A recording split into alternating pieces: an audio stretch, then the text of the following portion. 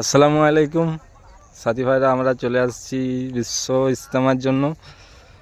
তো আমরা আসছি খড়গপুর হালকার মধ্যে 17 যাকে বলে। আমাদের প্যান্ডেল প্রায় শুরু হয়ে গেছে, আমাদের সব বাস বইছে, ওই যে মুরব্বীরা এবং আমরাও বইছি। তারপর প্যান্ডেল আমাদের খুব চালু হয়েছে তাড়াতাড়ি।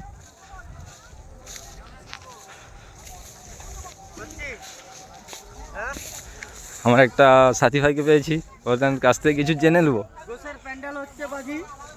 বলছি এখানে কাজ হচ্ছে। কোথা থেকে আসছেন আপনারা? আমরা আসছি 17 কোটি। কবে আসছেন? আমরা আসছি কালকে। কালকে আসছেন? তো এটা পুরো মাঠটা হবে? ভাই চোখ কুলায়নি, এত বড় মাঠ। তারপর হচ্ছে আজকে শুরু হয়েছে নাকি?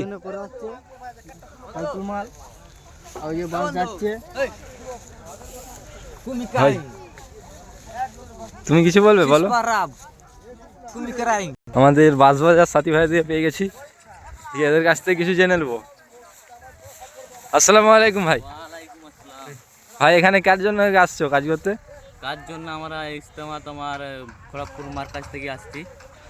ও, তো আপনাদেরকে এখানে মজুরি দেওয়া হচ্ছে পয়সা টাকা? মজুরি এখানে মজুরি পাচ্ছি না, তো বাবা উপরওয়ালার কাছে, আল্লাহর কাছে। আল্লাহর জন্য আসছো? আল্লাহর জন্য ঘর দুয়ার ছেড়ে দিয়ে? ঘর দুয়ার ছেড়ে দিয়ে। তো এখানে কত দূর প্যান্ডেল হবে?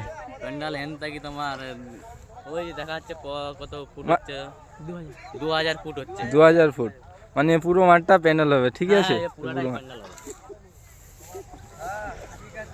ঠিক আছে ভাই, আসি তাহলে।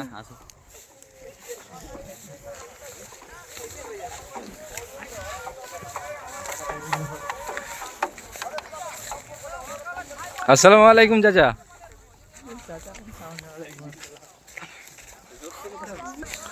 আমাদের এখান থেকে বাস বয়া হচ্ছে, তারপর তো হচ্ছে আমাদের ভাইজানের কাছে কিছু জানালো। 17 কোটি মার্কাজ থেকে আসছেন? না, 17 কোটি হালকা। হালকা থেকে আসছেন? গ্রাম হচ্ছে সুগনাতোড়। তোমরা যারা কাজ করছে আমাদের 17 কোটি হালকার মধ্যে আসো, তারা আসো, এসে কাজ করো। ঠিক আছে ইনশাআল্লাহ। আসসালামু আলাইকুম।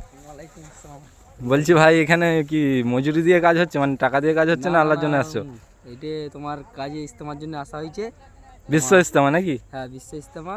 এটা আমরা ব্যক্তিগত খাচ্ছি, আমরা ব্যক্তিগত, মানে আল্লাহর জন্য ঘর দুয়ার সব ছেড়ে চলে আসছো। তো সব সাথী ভাইরা খেয়াল করি, এই ছোট ছোট বাচ্চারা চলে আসছে, আমরা কিন্তু আসি না এখনো, সব পরকে বার আসবো। ঠিক আছে।